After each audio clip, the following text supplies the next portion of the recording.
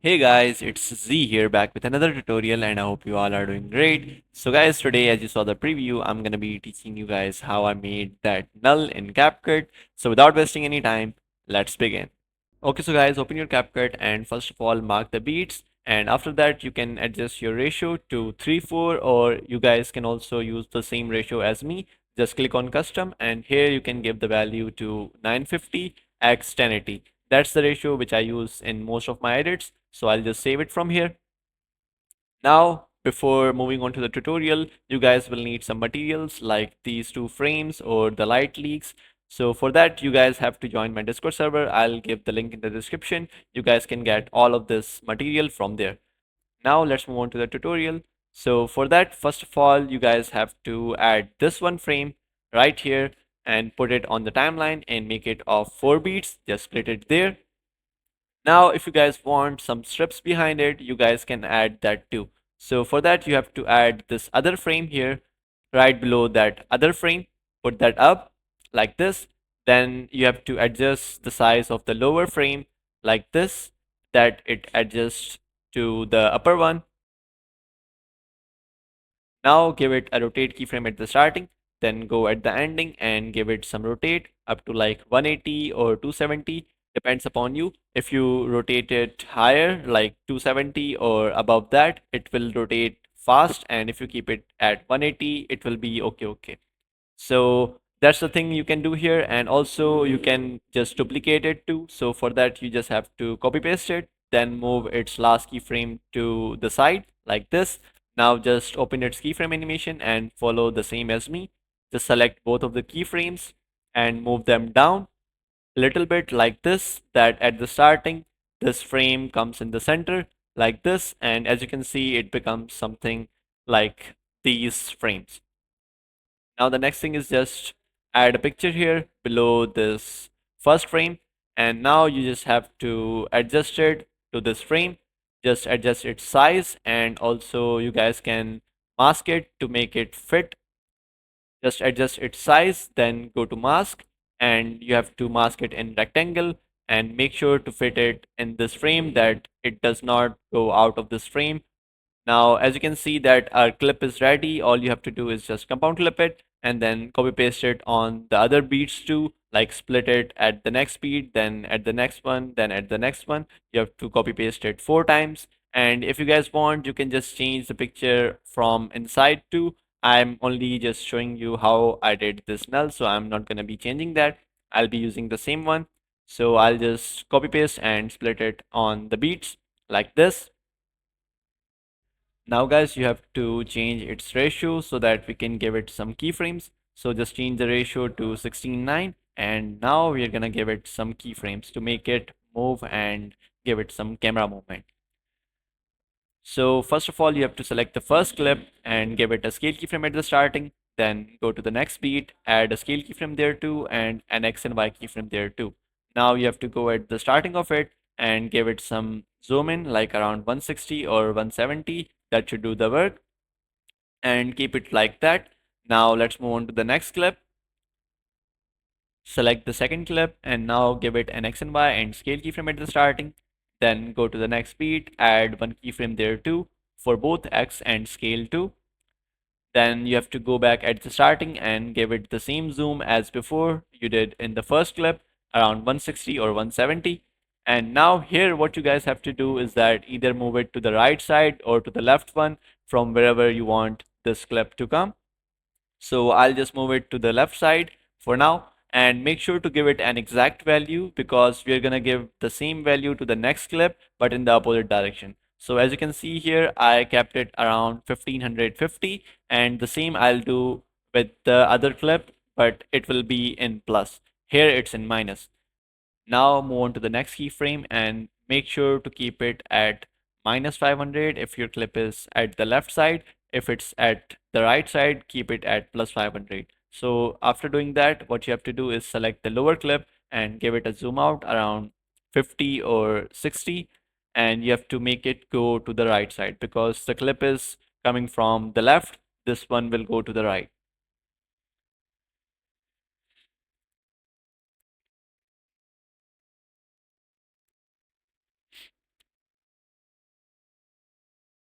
After that, select the next clip and give it a scale keyframe at the starting and then zoom in.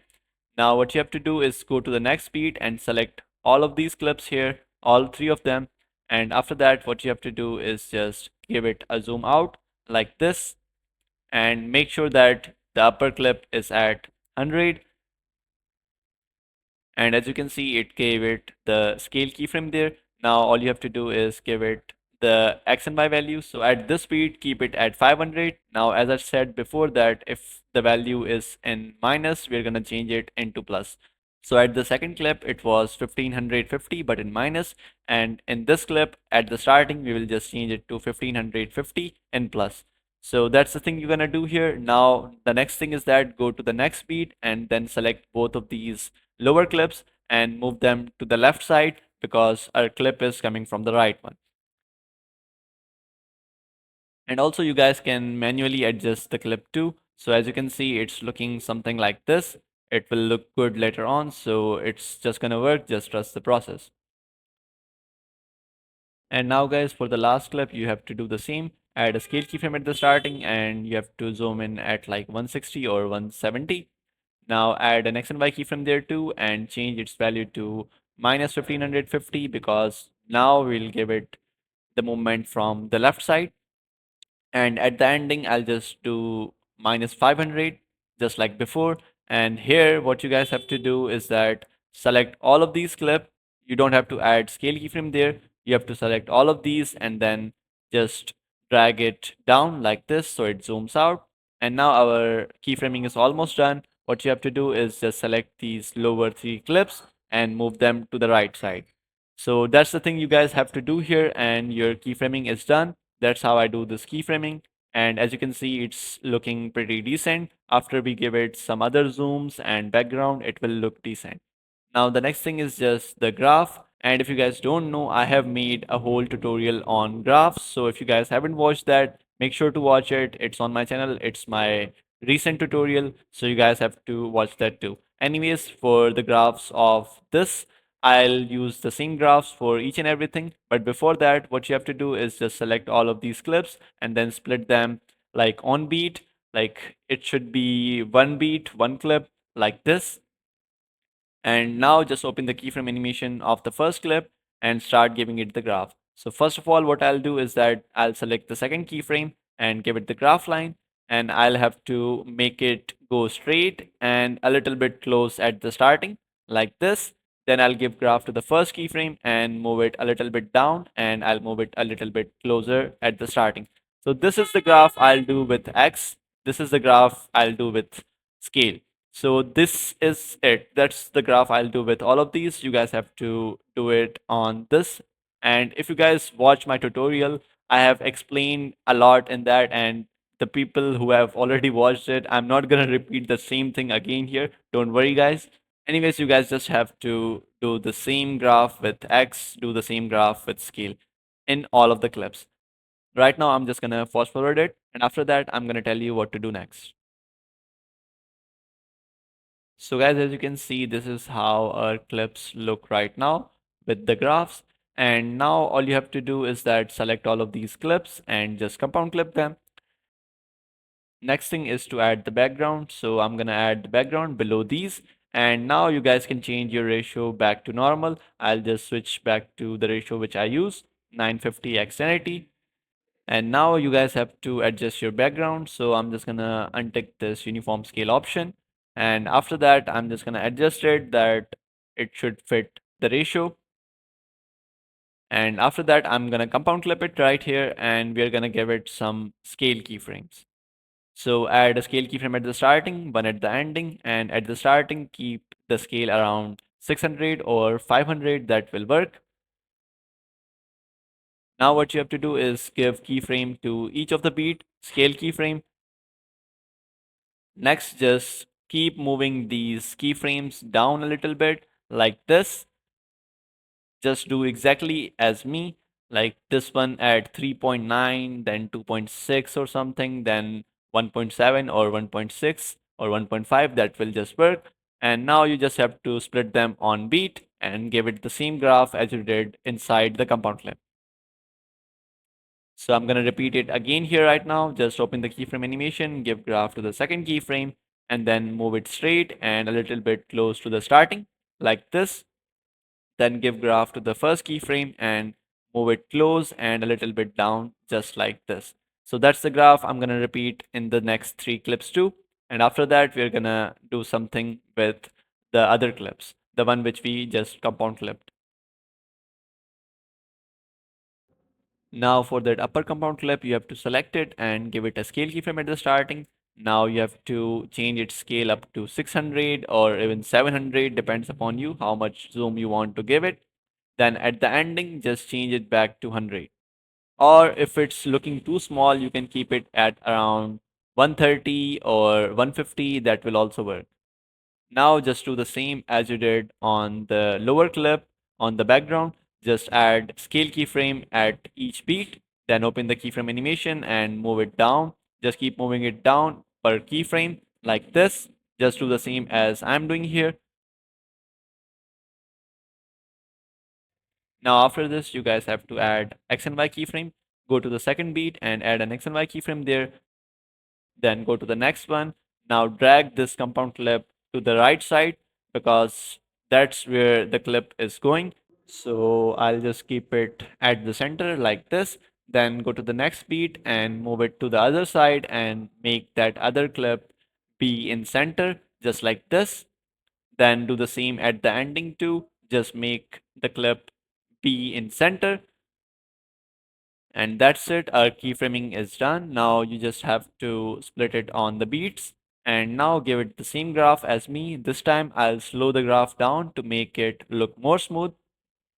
So for that, just open the keyframe animation, give graph to the second keyframe, and this time move the graph a little bit up and straight and not that much forward as you did before.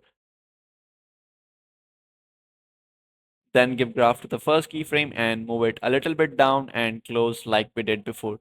And that's it. That's how you're gonna do the same with X, and make sure that this line ends at the same place as it is in scale.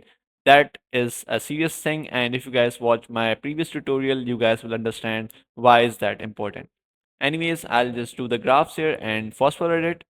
After that, we're gonna do some keyframing on the background too. So let's move on to that.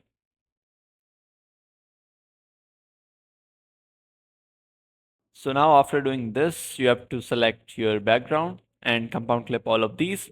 Now the next thing is that we are going to give it some X and Y keyframes. So for that, you have to first of all stretch it. So just untick the uniform scale option and then you have to make its width around 170 or 160. Make sure that it's more long enough that if you change the value of X to 500 or minus 500, it does not goes inside the ratio. So that's the thing you're gonna do here with the background. And now you just have to place some keyframes. At the second beat, add a X and Y keyframe there, then go to the next one and then move the scale up to like 500 or 550. That should work. Don't add too much because it will look odd. Then go to the next one and change it to minus. Then go to the last one and change it back to plus. So that's the keyframing you're gonna do here. Now just give it the graph. Just follow the same as me. Give graph to the first keyframe, move it close and a little bit up, then give graph to the second one and make it go straight just like this. Do the same with the other three keyframes too. Just the same, move it down. Then for the next keyframe, move it straight. Then for the next one, move it up. Then for the last one, make it straight and a little bit down, just like this. Now it depends upon you. If your graphs are like this, it may look kinda slow or it may kinda look not that fast. So you guys can adjust that too by just going inside the graphs and making the second keyframes graph go a little bit more straight. As you can see here, the last movement of X from the background was kind of slow. So I just opened the graph and made the second graph go a little bit fast. And as you can see here, it's perfect now. So after all of this, your null is almost done. So that's just basically it. That's how you can make this null. Now we're gonna add some details to it, like wide angle and some blurs. You guys can do that. So first of all, I'll just give blur to the background. That's what I usually do. So just go to effects and add blur to the background like this, and keep it at like around 30 or 20. That should work. That looks decent. If you give it like 50 or 100, that does not look good. Now, if you guys want, you guys can add some details here too, like light leaks or anything else, anything, any effect or any adjustment layer. And if you guys want this tutorial about how to use light leaks and how to do the composition, I have already made a tutorial of that too. I did the PFP tutorial, but if you guys do the same with the compositing, you guys can do the exact same thing as I do in my PFPs into the compositing you do in CapCut. So I'll be doing that here right now. I'll just add some random light leaks, do some adjustment layer work and some effects to make it look more good. So as you guys can see, after some adjustment layer and some glows, it looks something like this. Now here you guys can also add one effect here, which is wide angle. So just go to effects and search an effect called wide angle, add it above all of these things. You guys can keep it at around 60 or 70. That should work. And after that, you guys can see a big difference here. As you can see on the screen, the preview is quite better now. Now talking about the blurs inside the compound clip, you guys can also do that too. So for that, just go inside your compound clip and now just add blur to this clip like this. Just put it between these two clips and give it some keyframe, one at the starting, one at the ending, and at the ending keep it at around 40. Now just open the keyframe animations, give graph to the second keyframe and make it go a little bit straight like this, and that's just it. Now you can just copy paste it on the other one, but make sure to put it below the first one like this and make it of the same size as the clip. Do the same for the second one, the third one, and the fourth one, just like this. And now there's one more thing you guys have to do here. That is that you have to give blur to the clip too. So give blur to the last one and keep it around 20. Then give blur to the second one and keep it at 12. Then do the same for the next ones too.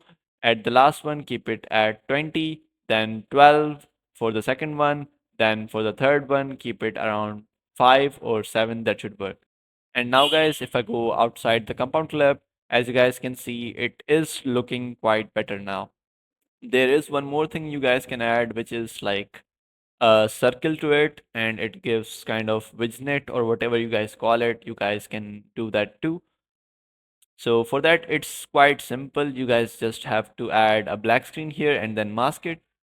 I'm going to show you here how I did it, and make sure to add it below these effects and adjustment layer if you have added any. So just add this black PNG and make it fit the ratio. Now you have to mask it. Go to mask, give it circle, and then inverse it just like this.